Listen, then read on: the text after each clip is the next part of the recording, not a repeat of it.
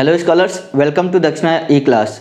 आज हम स्टार्ट करने वाले हैं सॉल्ट एनालिसिस। बहुत ही इंपॉर्टेंट टॉपिक है फिर से, क्योंकि जेई इससे हर बार एक कॉम्प्रिहेंशन जरूर पूछता है या फिर मिनिमम 2 से 3 क्वेश्चन पूछे जाते हैं और लगभग सारे इनऑर्गेनिक के कॉन्सेप्ट इसमें आ जाते हैं। तो आई होप आपने बहुत अच्छे से अभी तक पढ़ाई की होगी और जितने रिएक्शंस मैंने पी ब्लॉक में, डी ब्लॉक में आपको समझाए थे वो सारे यहाँ पे यूज होने वाले हैं। सॉल्युबिलिटी यूज होने वाली है, हीटिंग ऑफ नाइट्रेट्स, कार्बोनेट्स, जितने भी सॉल्ट है उनकी हीटिंग को हम यूज करेंगे। सारी चीज़ों को हम यहाँ पे समराइज़ करने वाले हैं। तो आई होप आपको सारी चीज़ें समझ में आएंगी। अगर नहीं समझ में आता है तो दोबारा से देखना वीडियो लेक्चर्स को, और अगर फिर से नहीं समझ में आता है तो एज यूजुअल आप क्वेश्चंस पूछो। और बहुत अच्छी बात है कि लगातार क्वेश्चंस आ रहे हैं और आप लोग साथ दे रहे हैं।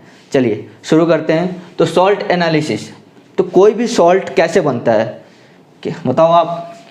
एसिड और बेस, इसके न्यूट्रलाइजेशन रिएक्शन से बनता है ना। बोलो भाई, मतलब क्या हुआ? जैसे एक एग्जांपल लेते हैं, HCl प्लस NaOH। अगर ये रिएक्ट करेगा तो क्या देगा? NaCl plus water. तो कोई भी सॉल्ट कैसे बनता है? एसिड और बेस के न्यूट्रलाइजेशन रिएक्शन से। ठीक है, हमें मिल गया NaCl। अब क्या बोल रहा है? सॉल्ट एनालिसिस, मतलब हमें सॉल्ट की एनालिसिस करनी है। तो कैसे करेंगे इसको हमें पढ़ना है यहाँ पे। तो जैसे यहाँ पे कोई भी सॉल्ट बनता है तो सॉल्ट में देखो आप ध्यान से, तो यहाँ पे है Na प्लस और Cl माइनस, मतलब एक कैटायन है और एक एनायन है। कैटायन और एनायन है, मतलब कि हमें कैटायन और एनायन को अलग अलग पढ़ना पड़ेगा। इसका रीज़न क्या है मैं आपको बताता हूँ। अगर आपके जेई के सिलेबस की बात करें तो ऑन एन एवरेज हमें मान लो 10 एनायंस की स्टडी करनी है और अप्रोक्स 25 कैटायंस की स्टडी करनी है।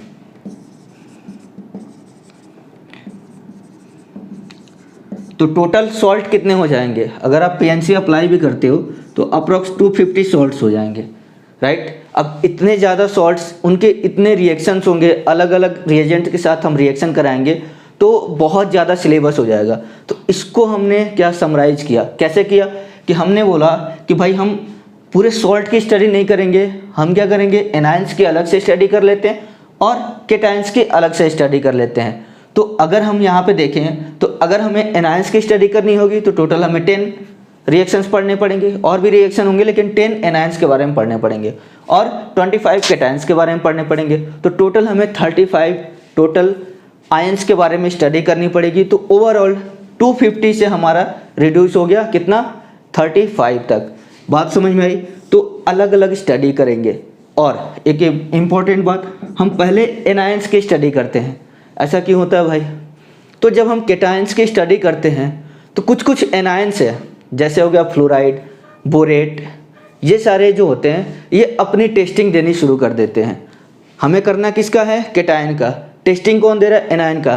तो ये टेस्टिंग हमें मिसलीड करता है कि जो कैटायन की हम सोच रहे थे कि जिस कैटायन का टेस्ट आएगा वो टेस्ट नहीं आता है, तो हमें एनायंस की टेस्टिंग मिलनी शुरू हो जाती है। इनको बोलते हैं हम इंटरफेयरिंग आयंस।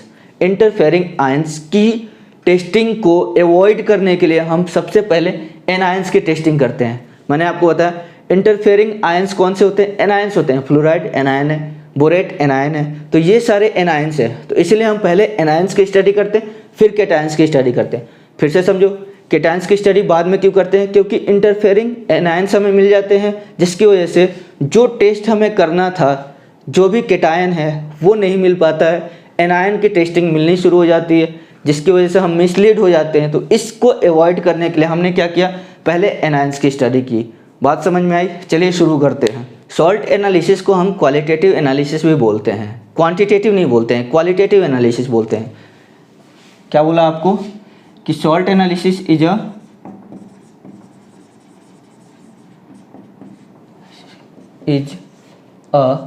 Qualitative analysis.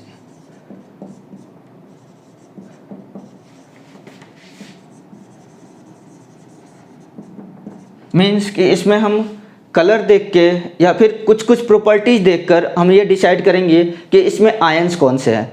हम यहाँ पे कोई कंसंट्रेशन की बात नहीं कर रहे हैं, यहाँ क्वांटिटेटिव एनालिसिस नहीं कर रहे हैं, बस क्वालिटेटिव एनालिसिस की बात करते हैं।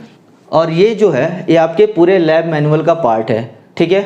तो salt analysis is a qualitative analysis. चलिए नेक्स्ट बात करते हैं कि सॉल्ट जब भी हमें मिलता है तो सॉल्ट क्या होगा, दो फॉर्म में मिलेगा, केटायन और एनायन का। तो सबसे पहले हमें जो सॉल्ट मिलता है, जैसे हम लैब मैनुअल में जाते हैं, 12th में प्रैक्टिकल आप करोगे तो वहाँ जैसे आप जाओगे तो आपको सॉल्ट मिल जाएगा। तो सॉल्ट का सबसे पहले आपको कलर दिखना पड़ेगा। अच्छा ये कलर मिल गया, तो वो कलर आप डिसाइड कर सकते हो थोड़ा बहुत। अगर आप पूरी स्टडी करने के बाद जाओ तो आपको थोड़ा बहुत आइडिया लगा, अच्छा येलो कलर का है तो फॉस्फेट हो सकता है, वाइट कलर का है तो क्लोराइड भी हो सकता है, नाइट्रेट भी हो सकता है, सल्फेट भी हो सकता है। तो ऐसे आप थोड़ा सा इन्फ्रेंस ले सकते हो, सोच सकते हो कि हाँ ये कलर है तो ये सॉल्ट हो सकता है। तो सबसे पहले जब हम सॉल्ट की टेस्टिंग करते हैं तो करते हैं प्रिलिमिनरी टेस्ट। प्रिलिमिनरी टेस्ट क्या बोला मैंने, सबसे पहले सॉल्ट की स्टडी करते हैं तो प्रिलिमिनरी टेस्ट करते हैं। प्रिलिमिनरी टेस्ट में सबसे पहले अपन देखते हैं कलर, इसको बोल सकते हैं आप फिजिकल अपीयरेंस है ये।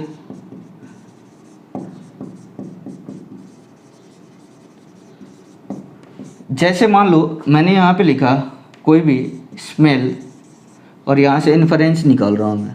अगर कोई सॉल्ट हमें मिल रहा है, जैसे मान लीजिए मुझे मिल गया अमोनियम टाइप का स्मेल, ठीक है, अमोनिकल स्मेल मिल गया, तो बोल सकते हो कि अमोनियम सॉल्ट प्रेजेंट हो सकता है। हो सकता है, हुआ नहीं है, हो सकता है और हुआ में अंतर है।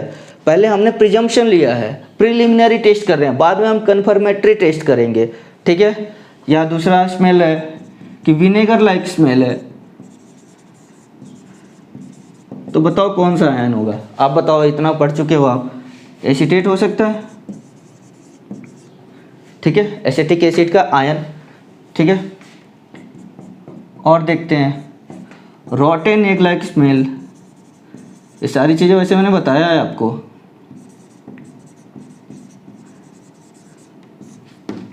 कलर स्मेल भी लिख लो आप, फिजिकल अपीयरेंस में आ जाएगा। तो रॉटेन एग लाइक स्मेल होगा तो सल्फाइड आयन हो सकता है। अच्छा इसको करेंगे कैसे, तो हमने क्या किया, थोड़ा सा सॉल्ट लिया और वाटर में थोड़ा सा ऐड किया, थोड़ा सा वाटर मतलब हल्का सा वाटर हाथ पे ही ले लो और थोड़ा सा टेस्ट करो, ठीक है, और स्मेल कर सकते हो आप। तो ऐसे ये पता चल जाएगा। वैसे ये लैब का पार्ट है और लैब जब जाओगे आप तो आपको ये सारी चीज़ें करने को मिलेंगी। तो ये हो गया आपका प्रिलिमिनरी टेस्ट। और क्या हो सकता है दूसरा, देखिए आप, ये तो पहला हो गया। दूसरा अपन कर सकते हैं बोरेक्स बीट टेस्ट। ये डिटेल में अपन कैटायन में पढ़ेंगे। आपको याद आ रहा है कुछ, कोबाल्ट बोरेक्स बीट टेस्ट देता था, कलर कौन सा आता था बताइए, ब्लू आता था,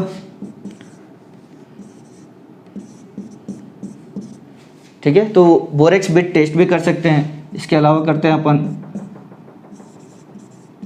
cobalt nitrate test,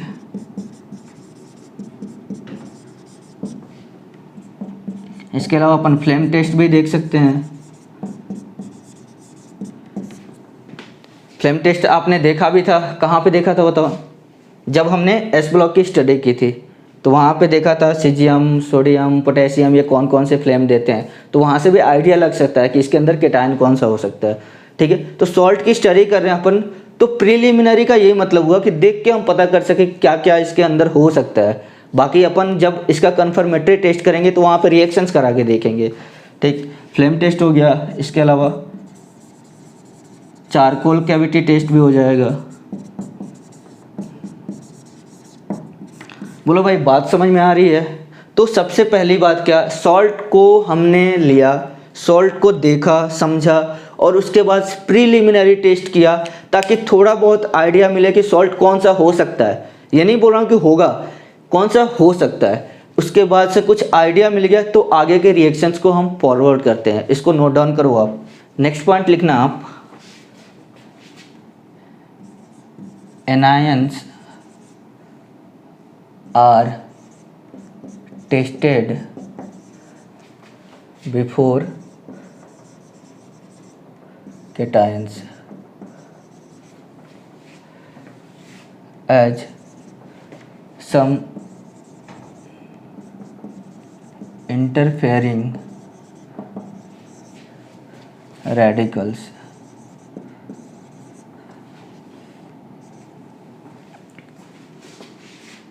which are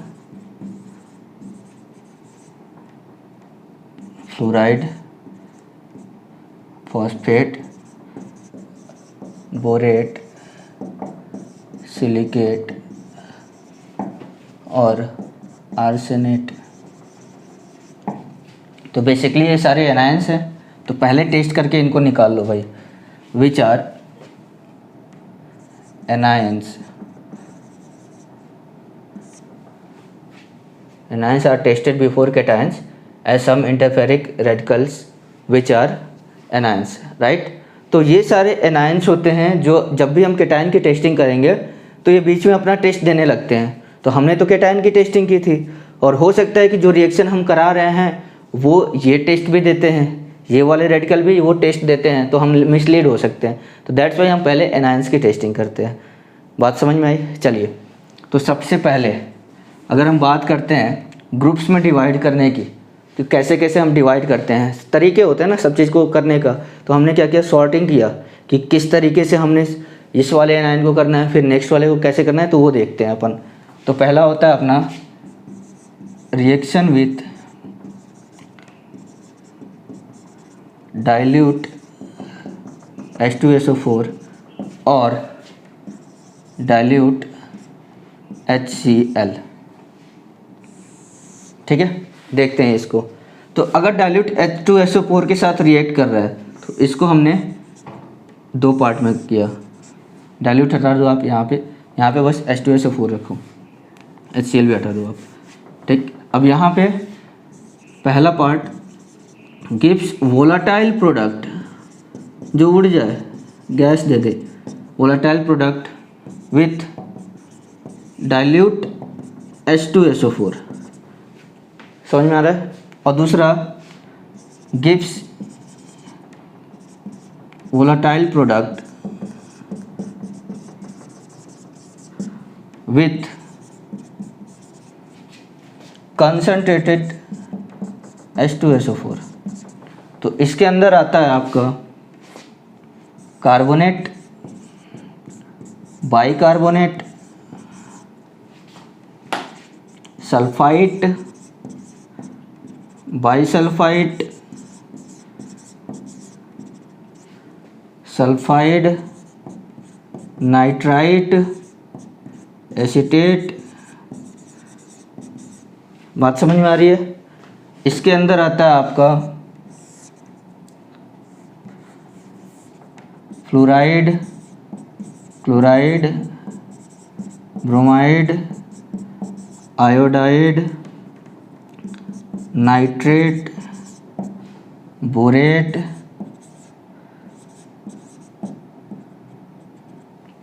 ठीक है, एंड ऑक्जेलेट।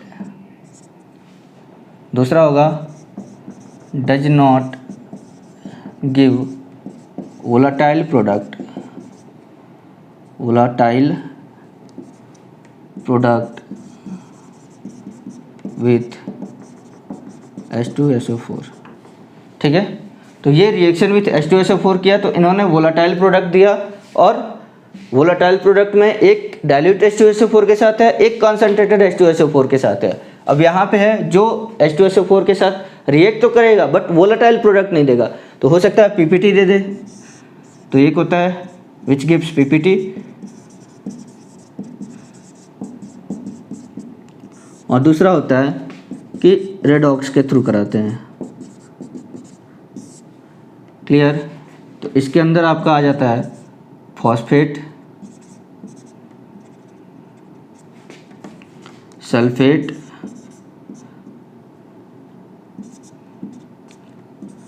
Arsenate, arsenite. ठीक है, रेडॉक्स में आ जाएगा आपका डाइक्रोमेट, क्रोमेट, और इसका भाई आपको मालूम ही है परमैंगनेट और मैग्नेट। ठीक है, अब देखिए कई जगह पे इसको लिखते हैं हम ग्रुप ए, ये है ग्रुप ए, और ग्रुप ए में दो पार्ट होंगे, सब ग्रुप 1 सब ग्रुप 2। तो इसको बोलते हैं जो रिएक्शन करता है H2SO4 के साथ। और इसको और डिटेल में पढ़ेंगे, अभी तो ये स्टार्ट है। तो ये है आपका पहला ग्रुप A सब ग्रुप 1 सब ग्रुप 2, और ये होता है ग्रुप B जो वोलेटाइल प्रोडक्ट नहीं देता है H2SO4 के साथ। ठीक है, तो आप इसको भी लिख सकते हो, ये है ग्रुप A और सब ग्रुप 1, और ये है ग्रुप A का ही पार्ट है बट सब ग्रुप है 2। ठीक है, और ये है ग्रुप B।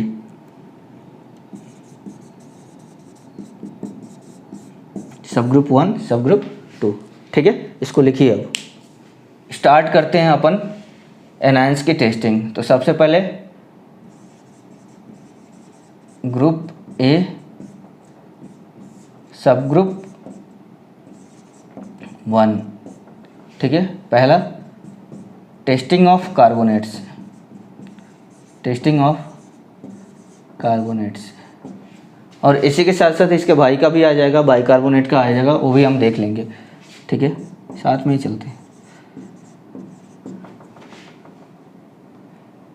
जहाँ पे ज़रूरत होगी बाइकार्बोनेट को कार्बोनेट से अलग करने का, तो वो भी टेस्ट अपन देखेंगे। ठीक है, तो सबसे पहले बात आती है टेस्टिंग ऑफ कार्बोनेट। तो जैसे मान लो एक टेस्ट ट्यूब में कोई सॉल्ट पड़ा है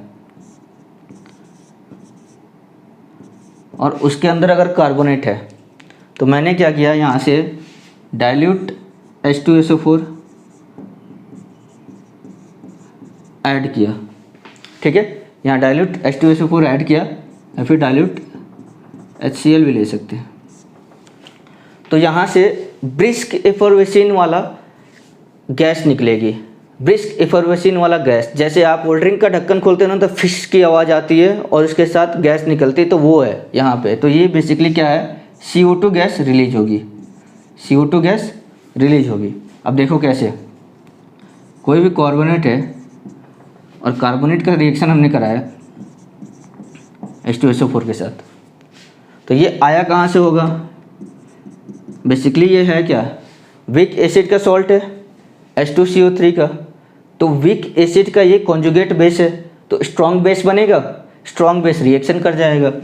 तो स्ट्रॉन्ग बेस रिएक्शन करेगा तो देगा H2CO3 प्लस सल्फेट। अब ये H2CO3 स्टेबल नहीं होता, तो ये H2O प्लस CO2 में टूट जाएगा। बोलो भाई, बात समझ में आ रही है। ये है स्ट्रॉन्ग बेस, क्योंकि वीक एसिड का कॉन्जुगेट बेस है। ठीक है, स्ट्रॉन्ग बेस का रिएक्शन कराया हमने एसिड के साथ, और ये हमें H2O प्लस CO2 देगा। अब देखते हैं CO2 की प्रॉपर्टी। तो सबसे पहले तो नॉन पोलर, और क्या है, एसिडिक है, स्पेरिंगली soluble इन वाटर,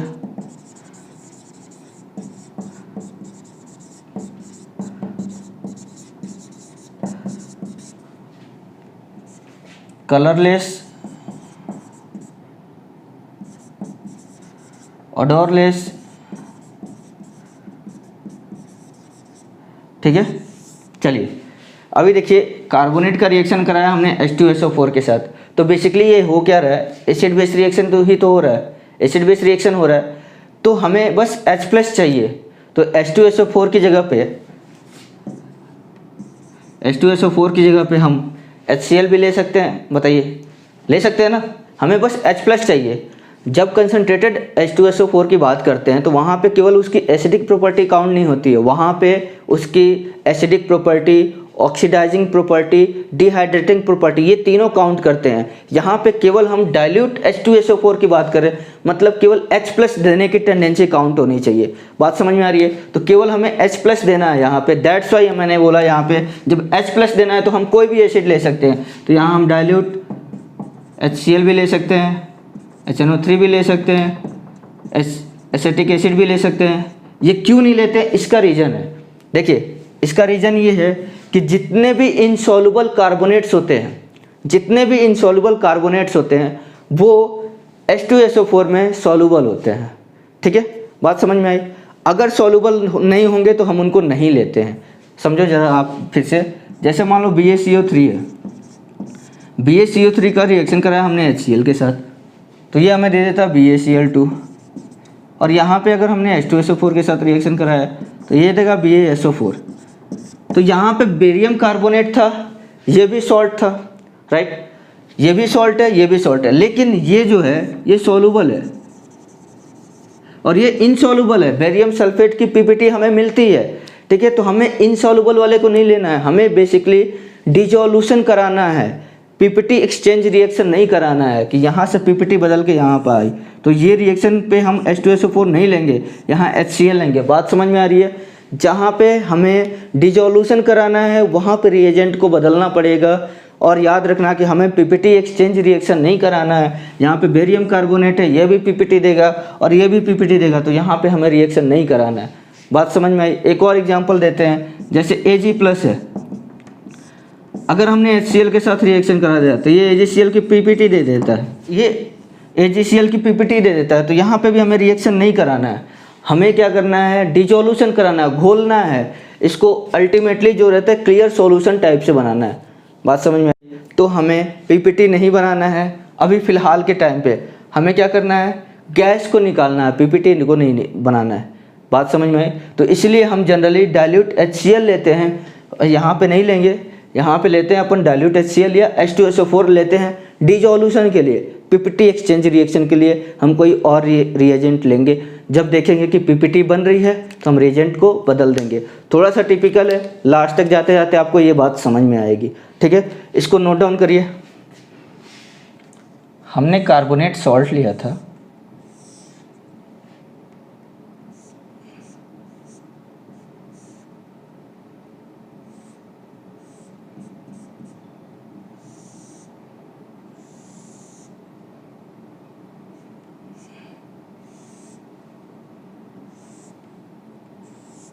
हमने कार्बोनेट सॉल्ट लिया और इसमें हमने डाइल्यूट HCl मिलाया या फिर H2SO4 मिलाया, तो यहाँ से जो गैस निकलेगी आपको बताया कि ब्रिस्क एफर्वेसेंट टाइप से निकलेगी, मतलब फश की आवाज़ आएगी। और इसको हमने क्या किया, बिना गैस को निकले हुए इसको दूसरे टेस्ट ट्यूब में पास कराया। और इस टेस्ट ट्यूब में पहले से जो था यहाँ पे ये लाइम वाटर प्रेजेंट था, clear solution, lime water present था, क्लियर सॉल्यूशन। और इसमें जैसे ये मिलता है तो ये हमें वाइट पीपीटी दे देता है। यहाँ से हमने CO2 पास कराया और ये CO2 अगर आगे बढ़ेगी, आगे बढ़ती है CO2, ठीक है, तो ये हमें वाइट पीपीटी दे देता है। रिएक्शन को समझते हैं कि जब हमने CO2 को पास कराया लाइम वाटर के साथ, लाइम वाटर क्लियर सॉल्यूशन होता है, ठीक है, और वहाँ पे हमने रिएक्शन कराया तो ये हमें देता है कैल्शियम कार्बोनेट, ठीक है। इसने दे दिया हमें कैल्शियम कार्बोनेट और कैल्शियम कार्बोनेट की हमें वाइट पीपीटी मिल जाती है। बात समझ में आ रही है? वाइट पीपीटी हमें मिल गया। अब ये वाइट पीपीटी हमें मिला, यहाँ से वाइट पीपीटी जो मिला, इसको पास कराने के बाद पहले क्लियर सॉल्यूशन रहता है, बाद में वाइट पीपीटी मिल गया। अब इस वाइट पीपीटी में हमने एक्सेस ऑफ CO2 पास कराया, एक्सेस ऑफ CO2 पास कराया।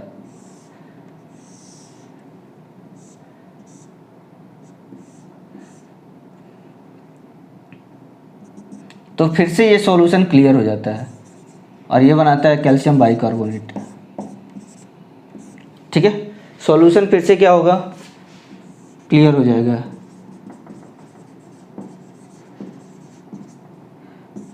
ये था आपका CaOH का वोल्टेज, तो ये दोबारा से क्या हो गया, आपका क्लियर सॉल्यूशन होगा। तो हमें ये समझ में आ गया कि भाई पहली बार जब रिएक्शन कराया था तो कैल्शियम कार्बोनेट मिला था। कैल्शियम कार्बोनेट जो होता है वो वाइट पीपीटी देता है, लेकिन जब एक्सेस में हमने CO2 मिलाया तो वापस से रिएक्शन करके हमें कैल्शियम बाइकार्बोनेट बना लेता है। ये समझते हैं कैसे, देखो आप, H2CO3, एक H+ हटाओ तो हमें मिलता है HCO3-, क्लियर। और इसमें से हमने एक और H हटाया तो हमें मिलता है CO3-, मतलब कार्बोनेट मिल गया। बात समझ में आया? तो हमने क्या किया है, H2CO3 से HCO3 में जब जाना था तो H प्लस हटाया।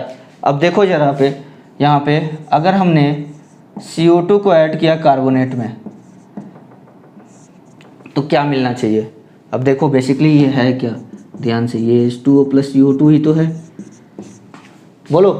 तो जब CO2 में हमने कार्बोनेट को ऐड किया, CO2 में कार्बोनेट को ऐड किया तो इंटरमीडिएट प्रोडक्ट बनेगा, बोलो।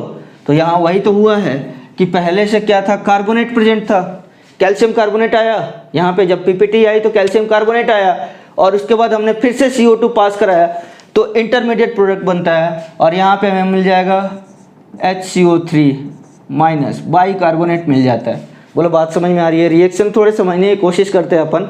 तो ये बाई कार्बोनेट मिलता है, जैसे बाई कार्बोनेट मिलेगा फिर से हमें क्लियर सॉल्यूशन मिलेगा। अब देखो क्लियर सॉल्यूशन मिल गया, फिर से टेस्टिंग करेंगे तो कैसे करेंगे।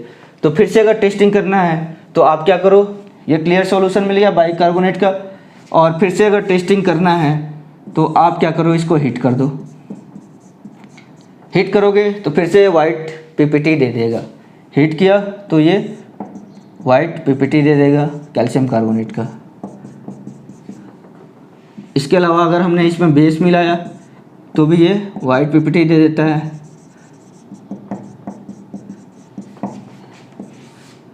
बोलो भाई बात समझ में आ रही है क्या। देखो फिर से समझो कि हमें क्या करना है, हमें ये पता करना है कि कौन सा एनायन है। पहले एनायन की टेस्टिंग कर रहे हैं अपन, एनायन कौन सा है। तो हमने सबसे पहले ग्रुप को बांटा अलग अलग, किसके बेसिस पे, डाइल्यूट H2SO4 के साथ जो वोलाटाइल प्रोडक्ट दे रहा है, कंसनट्रेटेड H2SO4 के साथ जो वोलाटाइल प्रोडक्ट दे रहा है। अब वोलाटाइल प्रोडक्ट दे दिया, क्लियर। सबसे पहले टेस्टिंग शुरू करेंगे। टेस्टिंग शुरू करने का सबसे पहला मेथड क्या था कि हमने जो टेस्ट ट्यूब है उसमें जो भी सॉल्ट हमें मिल रहा है उसको डाला। उसको डालने के बाद हमने क्या किया, HCl या फिर डाइल्यूट, याद रखना डाइल्यूट HCl या फिर डाइल्यूट H2SO4 मिलाया। जैसे मिला तो हमें ऑब्जर्वेशन करना है। ऑब्जर्वेशन कैसे करेंगे बताया आपको, कलरलेस, ओडोरलेस और ब्रिस्क इफर्वेसिन, ऐसे कुछ टेस्टिंग होंगे, ठीक है। तो हमने आइडिया लगा लिया कि चलो कुछ हो सकता है। तो जो गैस निकलेगी, हमने सील ट्यूब ले लिया पूरा और उसमें से पाइप के थ्रू हमने जो गैस निकला होगा उस गैस को हमने लाइम वाटर में डाला। अब ये टेस्ट करना था कि भाई गैस जो निकली है, जो हम सोच रहे हैं वही तो है कि नहीं। तो जैसे हमने डाला इसने PPT दे दिया, वाइट PPT। तो हमें आइडिया लग गया, अच्छा ये वाइट PPT दे रहा है मतलब ये CO2 गैस हो सकती है। तो CO2 गैस कब निकलती है, जब हमारे पास सॉल्ट जो होता है वो कार्बोनेट का होता है। बात समझ में या फिर बाई कार्बोनेट का होता है, समझ में आ रहा है, बाई कार्बोनेट या कार्बोनेट। इसके अलावा बताता हूँ आपको, SO2 गैस भी लाइम वाटर टेस्ट देता है। मतलब कि ये पूरा जो प्रोसेस किया है इससे ये समझ में आ रहा है कि जो एनायन है या तो कार्बोनेट हो सकता है या बाई कार्बोनेट हो सकता है या सल्फाइट हो सकता है। सल्फाइट इसलिए क्योंकि वो SO2 गैस देती, बाई सल्फाइट भी हो सकती है। 4 केसेस बन सकते हैं, बाकी पॉसिबिलिटी कैंसिल हो गई। बात समझ में आई।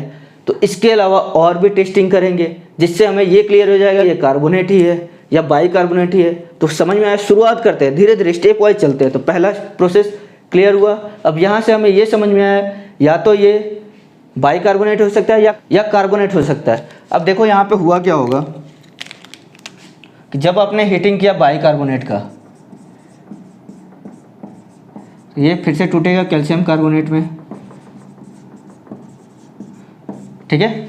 तो फिर से वाइट PPT मिल जाता है। इसको नोट डाउन करिए। तो अभी तक क्लियर हुआ, बात समझ में आई। क्या किया हमने, सबसे पहले कार्बोनेट को H2SO4 में डाला और हमने किसी तरीके से ये पता कर लिया कि या तो इसमें CO2 हो सकता है। वो तरीका क्या था कि हमने देखा कि इसमें वाइट PPT आ रही है। तो इससे हम थोड़ा आइडिया लगा सकते हैं ये कार्बोनेट हो सकता है, बाई कार्बोनेट हो सकता है, सल्फाइट भी हो सकता है, बाई सल्फाइट भी हो सकता है, ठीक है। अब देखिए आगे क्या कर सकते हैं। अब जरा सोचो, अगर सल्फाइट मिला तो उसके गैस जो निकली वो SO2 मिलेगी, और SO2 मैं आपको बता चुका हूँ कि ऑक्सीडाइजिंग एजेंट भी है और रिड्यूसिंग एजेंट भी है। बोलो भाई बात समझ में आ रही है। तो अगर मान लो मैंने परमैंगनेट के साथ रिएक्शन कराया, जो गैस मिली थी हमें, तो रिएक्शन होगा क्या। अगर रिएक्शन हो गया मतलब कि SO2 है। बोलो बात समझ में आ रही। अगर रिएक्शन नहीं हुआ मतलब कि CO2 गैस है। बात समझ में आई?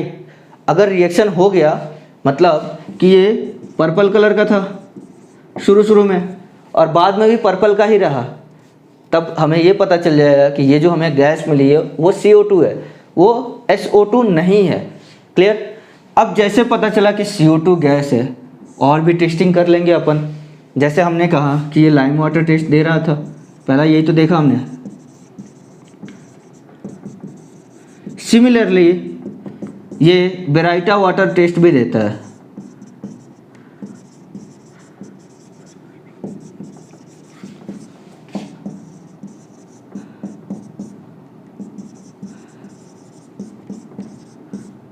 और मज़ेदार बात, SO2 भी ये टेस्ट देता है। तो दोनों में डिस्टिंग्विश कैसे करेंगे? उसके रेडॉक्स से।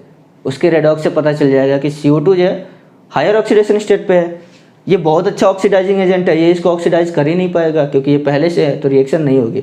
जबकि यहाँ पे चांसेस है ये SO3 में जा सकता है। बात समझ में आ रही है? दोनों बेराइटा वाटर टेस्ट देते हैं, ठीक है, दे लो भाई। ठीक, यहाँ तक बात समझ में आई? तो CO2 को हमने डिस्टिंग्विश कर लिया SO2 से और बाइसल्फाइड से, ये क्लियर हुआ। अब जब CO2 हमें मिल गया तो हमारे पास चांसेस क्या हैं? या तो बाइकार्बोनेट होगा या कार्बोनेट होगा। अब उसकी टेस्टिंग देखते हैं अपन। तो हमने क्या किया, कार्बोनेट या बाइकार्बोनेट को लिया और इसका रिएक्शन हमने कराया CaCl2 से। CaCl2 से जैसे हम रिएक्शन कराएंगे ये फिर से वाइट पीपीटी दे देगा, वाइट पीपीटी दे देगा। अगर वाइट पीपीटी दे दिया तो ये कार्बोनेट है, तुरंत अगर वाइट पीपीटी देता है तो ये कार्बोनेट है, और वाइट पीपीटी नहीं देगा तो ये बाइकार्बोनेट है। क्लियर? पहला तरीका ये हो गया रिएक्शन विथ CaCl2। दूसरा तरीका है, इंडिकेटर लगा लीजिए आप। तो इंडिकेटर में हमने ले लिया फिनोल्फथेलिन। फिनोल्फथेलिन लिया तो जैसे ये अपना कलर चेंज करेगा, फिनोल्फथेलिन बेस के रीजन में काम करता है, pH 8 से 10 के बीच में काम करता है। बोलो, समझ में आ रही है बात? तो जैसे ही इसने अपना कलर चेंज किया, ये पिंक हुआ, मतलब ये कार्बोनेट है। बात समझ में आई? यहाँ पे टेस्ट नहीं देगा। तो ये दो तरीके हैं जिससे आप पता कर सकते हो कि कार्बोनेट है या बाइकार्बोनेट है। सल्फाइड था, बाइसल्फाइड था, उसको हमने यहाँ से चेक कर लिया और यहाँ से हमने चेक कर लिया कार्बोनेट है बाइकार्बोनेट है। तो इससे हमें पता चल जाएगा क्या क्या इसके अंदर पॉसिबिलिटीज़ हो सकती थी और हमने कैसे कैसे डिस्टिंग्विश किया। बात समझ में आई? तो ये तो हुआ सॉल्युबिलिटी के बेसिस पे। ठीक है, अब देखो एक पॉइंट बहुत इंपॉर्टेंट है, उसको नोट डाउन करो आप। All carbonates are water insoluble except first A and ammonium carbonate. ठीक है, लिथियम कार्बोनेट जो होता है वो स्पेरिंगली सॉल्युबल होता है। ठीक है, ये पॉइंट लिख लेना। अगला पॉइंट लिखना, only 5 bicarbonates are found in solid state. Bicarbonates are found in solid state. कौन कौन से होंगे? K, Na,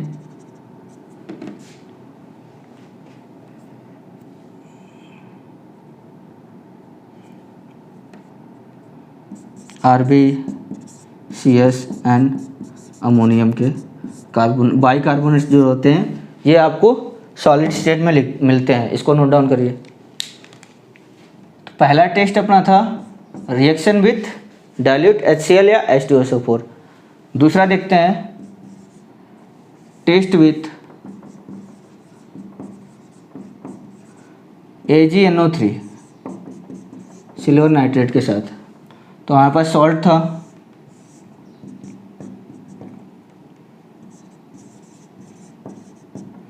इसमें हमने AgNO3 मिलाया। तो ये बना लेगा आपका Ag2CO3 का पीपीटी, वाइट पीपीटी मिल जाएगा हमें, वाइट पीपीटी मिल गया। अब क्या करेंगे, अलग अलग रिएक्शंस करा लेते हैं टेस्टिंग के लिए, कन्फर्मेटरी टेस्ट। सबसे पहले बॉयल कर लो, हीट किया तो ये हमें दे देगा Ag2O प्लस CO2, ठीक है। CO2 गैस उड़ जाएगी और आपको मालूम है कि Ag2O जो होता है वो अनस्टेबल होता है, तो ये टूटेगा तो Ag प्लस हाफ O2 में जाएगा। तो यहाँ से हमें ब्लैक कलर का, ब्लैक या ब्राउनिश बोल लीजिए, ब्राउनिश ब्लैक का कलर मिलेगा। समझ में आ रहा है। इसके अलावा देखिए डाइल्यूट HNO3 के साथ अगर रिएक्शन कराया तो यहाँ पे वाइट पीपीटी मिला था, डाइल्यूट HNO3 के साथ रिएक्शन कराएंगे तो हमें मिल जाएगा फिर से AgNO3, बोलो। और AgNO3 अगर हमें मिल गया तो ये सॉल्यूबल मिलेगा, क्लियर सॉल्यूशन मिलेगा। यहाँ पीपीटी था, यहाँ पे क्लियर सॉल्यूशन मिल गया। और ये जो होता है ऑल नाइट्रेट्स है वाटर सॉल्यूबल, तो ये हमें सॉल्यूबल सॉल्यूशन मिल गया, क्लियर सॉल्यूशन मिल गया। तो यहाँ से भी अपन चेक कर सकते हैं। एक और तरीका है एक्सेस NH3 या फिर NH4OH, तो 3D सीरीज का है तो ये कॉम्प्लेक्स बना लेगा।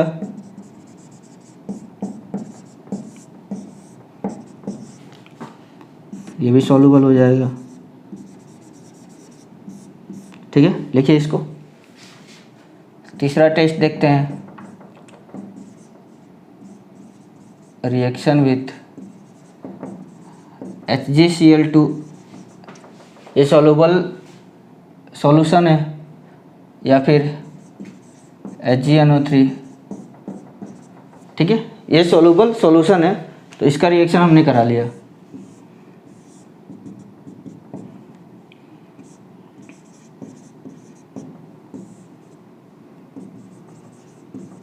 तो जैसे हम रिएक्शन कराएंगे हमें यहाँ पे रेडिश ब्राउन पीपीटी मिल जाएगा।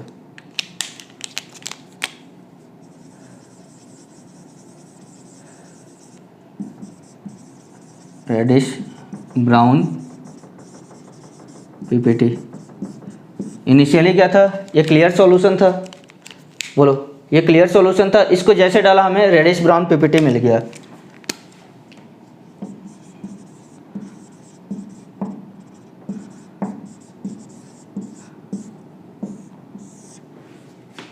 ठीक है, रेडिश ब्राउन पीपीटी मिल गया। तो यहाँ से भी हम टेस्ट कर सकते हैं कि जो हमें मिला है वो कार्बोनेट है। और एक मज़ेदार बात लिखना कि ये जो टेस्ट है ये बाइकार्बोनेट नहीं देता है। Bicarbonate does not react with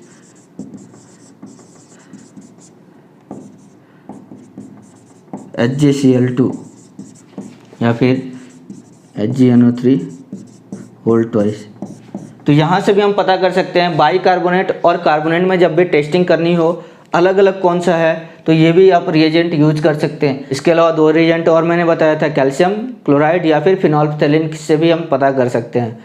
calcium chloride में ये प्रॉब्लम होती है कि अगर हमें पहली बार में पीपीटी नहीं मिला तो ऑब्वियसली वो बाइकार्बोनेट होगा, लेकिन जब हीट करते हैं तो वो पीपीटी वापस से मिल जाती है, ठीक है। तो इस बात का थोड़ा ध्यान रखना आप।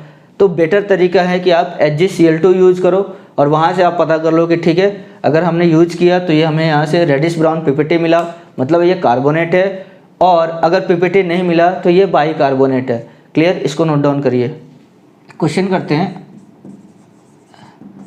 Which of the following gives PPT on heating when reacts with CaCl2 या फिर इसका भाई MgCl2 भी ले सकते हो, ठीक है। पहला ऑप्शन है कार्बोनेट, दूसरा ऑप्शन है बाइकार्बोनेट, तीसरा ऑप्शन है नाइट्राइट, चौथा ऑप्शन है नाइट्रेट, ठीक है। तो बताइए, सोचिए, थोड़ा टाइम दीजिए और बताइए इसको। पहला रिएक्शन होगा तो ये तुरंत कैल्शियम कार्बोनेट की वाइट पीपीटी दे देगा, या मैग्नीशियम कार्बोनेट की वाइट पीपीटी दे देगा। ठीक है। दूसरा रिएक्शन नहीं करेगा, लेकिन जब हम दूसरा पीपीटी नहीं देगा, लेकिन जब हम इसको हीट करेंगे रिएक्शन के बाद तो ये वाइट पीपीटी दे देगा, हीट करने के बाद। ठीक है। और ये तो सॉल्युबल देता है दोनों के दोनों। क्वेश्चन क्या कह रहा है? ऑन हीटिंग पीपीटी दे रहा है, आफ्टर हीटिंग पीपीटी दे रहा है, तो अपना आंसर हो जाएगा ये बाइकार्बोनेट। ठीक है, समझ में आया? लिखिए इसको। दो की टेस्टिंग कर लिया हमने, दो कौन कौन सा था? Carbonate and bicarbonate. क्लियर, समझ में आया? तीसरा देखते हैं। तीसरा है टेस्टिंग ऑफ सल्फाइड। जैसा कार्बोनेट रहता है वैसा ही सल्फाइड का भी होता है। ठीक है, सेम एज कार्बोनेट। डिफरेंस क्या आया था? आपको बताया था कि ये रेडॉक्स कर सकता है, वो नहीं कर पा रहा था। चलिए देखते हैं। सॉल्ट है, सेम प्रोसीजर फॉलो होगा, डाइल्यूट HCl या फिर डाइल्यूट H2SO4। आई होप आपको समझ में आ रहा होगा कि HCl या H2SO4 क्यों ले रहे हैं, केवल H+ देने के लिए। तो रिएक्शन होगा। तो सिमिलरली ये भी क्या है? स्ट्रॉन्ग बेस है, वीक एसिड का है ना, वीक एसिड का कॉन्जुगेट बेस है, तो स्ट्रॉन्ग बेस हो जाएगा। तो SO3 2- प्लस H2SO4 डाइल्यूट, तो हो जाएगा आपका H2SO3 प्लस सल्फेट। ये टूटेगा तो H2O प्लस SO2 गैस मिली। क्लियर? अब SO2 गैस को देखते हैं। बताइए इसकी प्रॉपर्टी। पहला तो ये पोलर है, देखिए,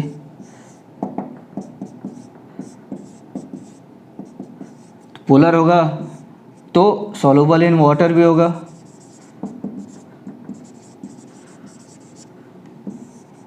बर्निंग स्मेल, बर्निंग सल्फर वाली स्मेल। भाई जब सल्फर जलता है तो SO2 ही तो बनता है। ठीक है। और ये कहाँ कहाँ देखा आपने? मैंने आपको पटाखे वाली पूरी स्टोरी बताई थी, तो सल्फर वहाँ आता है। क्लियर? इरिटेटिंग होता है,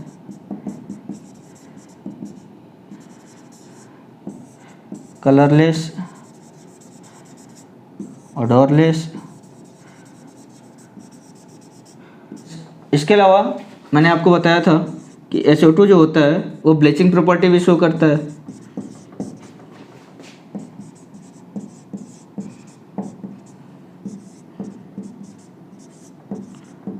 ठीक है, तो ये कलर्ड कंपाउंड को कलरलेस बना देगा। इसके अलावा ये एज अ एंटी क्लोर भी होता है, ब्लीचिंग प्रॉपर्टी। इसके अलावा ये एंटी क्लोर भी होता है, क्लोरीन खींचने का काम आता है। इसके अलावा मैंने और कहाँ बताया था एंटी क्लोर? जल्दी जल्दी बताओ, याद आ रहा है? Na2H2O3। ठीक है, सोडियम थायोसल्फेट में बताया था मैंने। ठीक है, तो एंटी क्लोर होगा तो ये SO2 रिएक्शन करता है क्लोरीन के साथ और SO2Cl2 बनाता है। और क्या प्रॉपर्टी होगी SO2 की? ये डायमैग्नेटिक होगा। लिखते जाना भाई।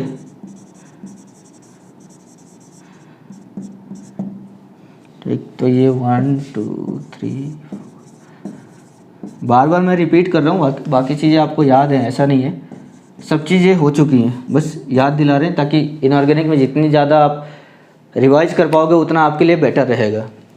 ठीक है, डायमैग्नेटिक हो गया। ठीक है, इसको नोट डाउन करो आप। नेक्स्ट पॉइंट लिखो आप, SO2 gives lime water taste and baryta water test. ये बता चुका हूँ आपको। ठीक है, नेक्स्ट देखते हैं SO2 acts as oxidizing agent as well as reducing agent। ठीक है, देखिए SO2 का अगर हम रिएक्शन कराते हैं H2S के साथ,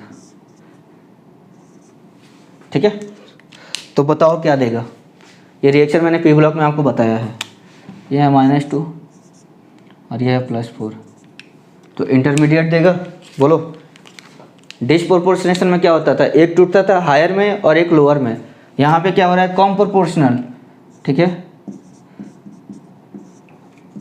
बात समझ में आई।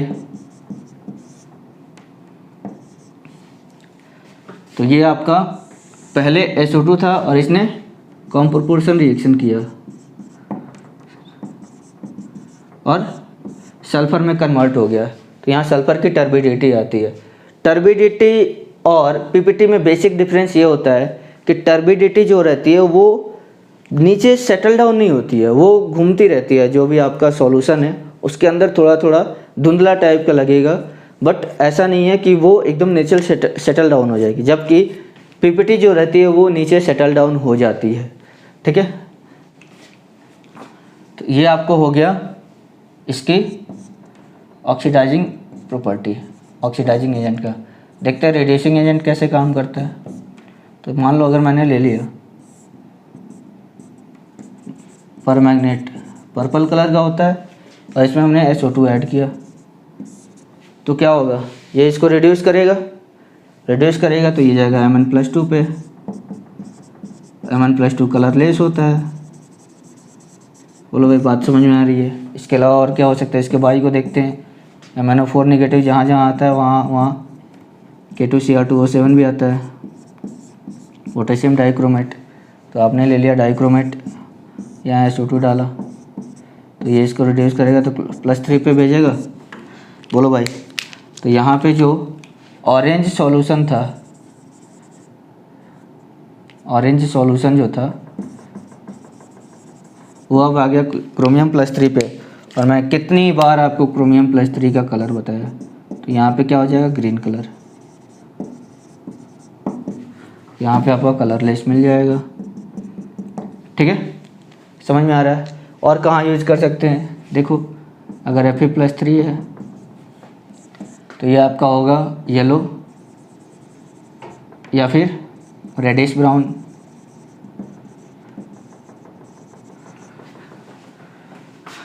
फर्स्ट सेकंड थर्ड, तो ये Fe+2 पे कन्वर्ट करेगा, तो ये ग्रीन हो जाएगा।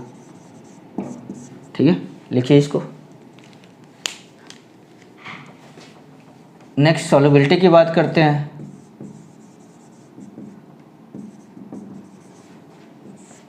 तो same as carbonate all sulphide salts are water insoluble except 1A। 1A में कौन कौन सा आता है, Na, K, RbCS। बहुत जगह पे इतना ही लिखा रहता है, इसके अलावा अमोनियम सॉल्ट। ठीक है, तो ये होगा। इसका रीज़न ये होता है, देखो आप 1A मतलब ये होंगे सब पॉजिटिव सिंगल मोनोकेटायन, ठीक है ना। तो अगर Na+ की बात कर ले, K+ की बात कर ले, तो ये बहुत ज़्यादा आयनिक नेचर के होंगे। बोलो बात समझ में आ रही है। अगर चार्ज इंक्रीज करेगा, ठीक है, तो पोलराइजेशन भी इंक्रीज करेगा। केटायन की बात कर रहे हैं, आसानी से पोलराइज कर पाएगा वो नेगेटिव आयन को, पोलराइजेशन इंक्रीज होगा। पोलराइजेशन इंक्रीज होगा तो कोवैलेंट कैरेक्टर इंक्रीज होगा, कोवैलेंट कैरेक्टर इंक्रीज होगा तो सॉल्युबिलिटी डिक्रीज होगी। बोलो भाई बात समझ में आ रही है क्या। ठीक है, ये वैसे आपने पूरा पढ़ा होगा केमिकल बॉन्डिंग में, तो ये इसके पीछे का लॉजिक होता है। तो देखो सेम ऐसा ही हुआ था, सल्फाइड जैसा था वैसा ही कार्बोनेट भी काम कर रहा था। सिमिलरली बाइकार्बोनेट, फिर से मैं रिपीट करता हूँ, सल्फाइड और कार्बोनेट को हम डिस्टिंग्विश कैसे करेंगे बताओ? तो उसके रेडॉक्स रिएक्शन पे ये ऑक्सीडाइजिंग नेचर शो कर रहा है और रिड्यूसिंग नेचर शो कर रहा है। वो ऑलरेडी +4 पे है तो वो और ज़्यादा ऑक्सीडाइज नहीं हो पाएगा। तो वो अगर हमने उसमें स्ट्रॉन्ग ऑक्सीडाइजिंग एजेंट कोई जैसे मान लो परमैंगनेट ले लिया या डाइक्रोमेट ले लिया तो उसके साथ रिएक्शन नहीं करेगा। तो पहले जो कलर था पर्पल कलर या ऑरेंज कलर वही कलर सेम रह जाएगा। ठीक है, बात समझ में आई? तो ये हो गया आपका सल्फाइट। ठीक है, इसको नोट डाउन करो आप। नेक्स्ट देखते हैं रिएक्शन विथ AgNO3।